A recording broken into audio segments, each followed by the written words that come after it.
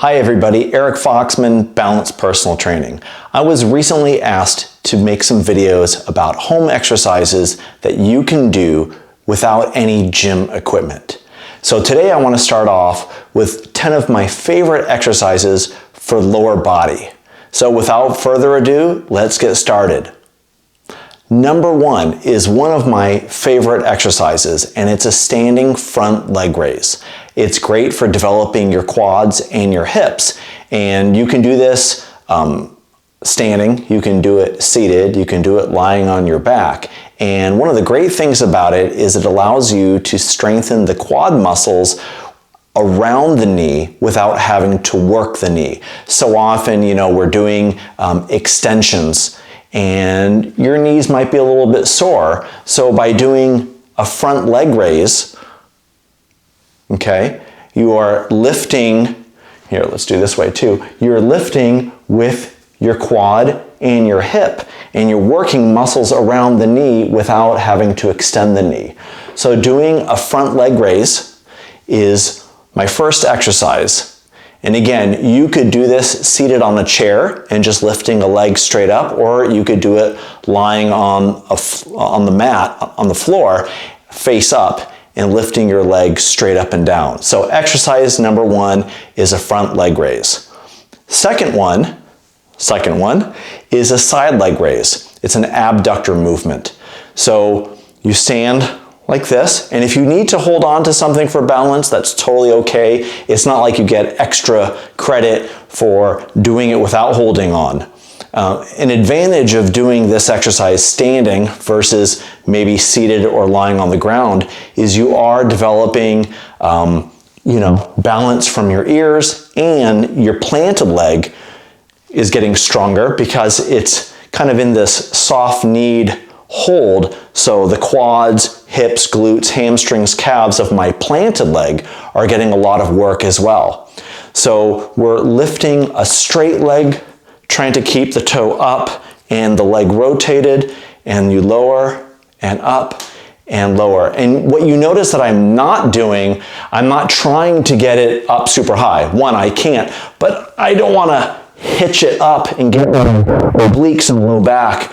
This is just a side of the leg exercise, okay?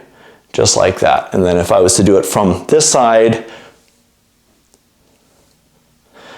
and very often we're not working our abductor muscles. And the movement of walking is forward, so it's the hip flexor, but we're not doing a lot of abductors. And so it's good to strengthen and keep those muscles in the pelvis strong and even.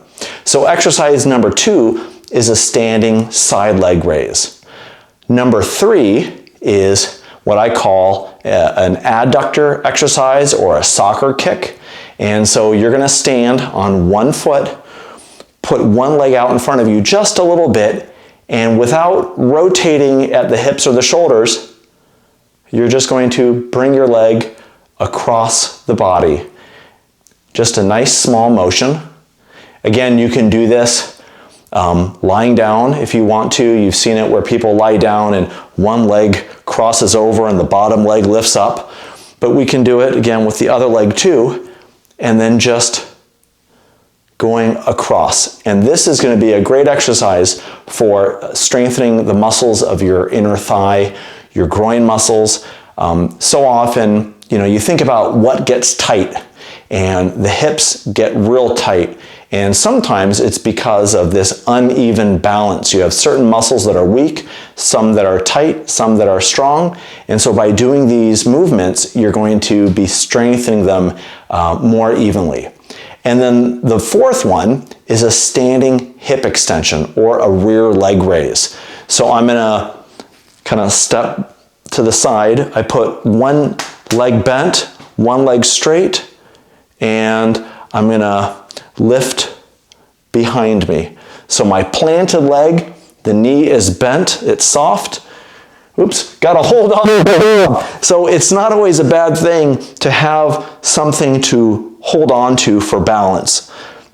And then you're lifting and then you're returning. So the toe of my left foot stays behind my right heel. I lift and down. I lift and I go down. It's a nice controlled movement.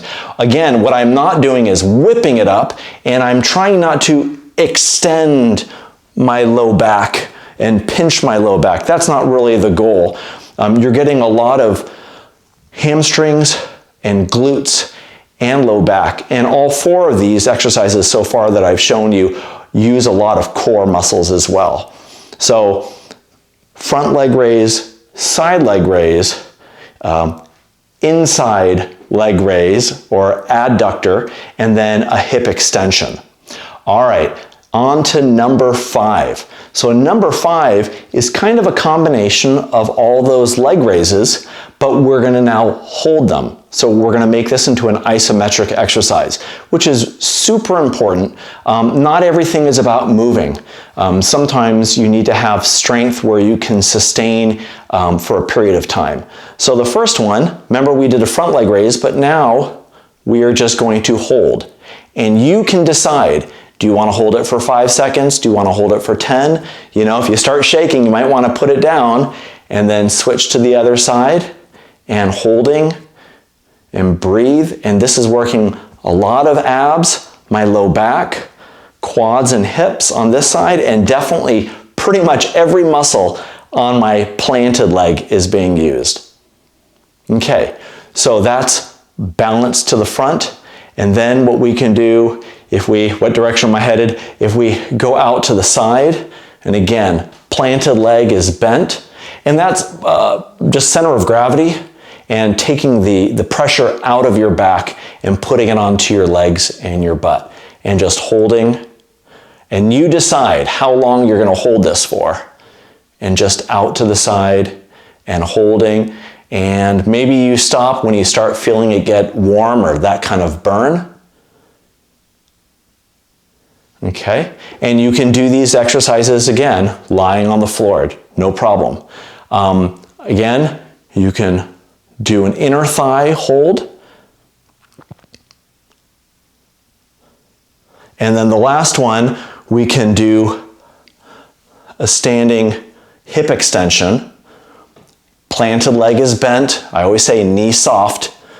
And then you're lifting your left leg in this example, trying to keep my knee as straight as I can. And people always say, well, what do I do with my ankle? Do I point my toe? Do I pull it back? Again, it's kind of up to you. How about you do both? And even within these, you can do, instead of it being a front leg raise straight on, you can slightly rotate it out. If you're doing the back extension, the hip extension, you can rotate your leg different ways, and you'll hit your muscles at different angles. So that's exercise kind of number 5 plus ABCD, which is standing and balancing. All right, number 6, lower body exercise to do at home with no equipment, no machines, no cables, no anything.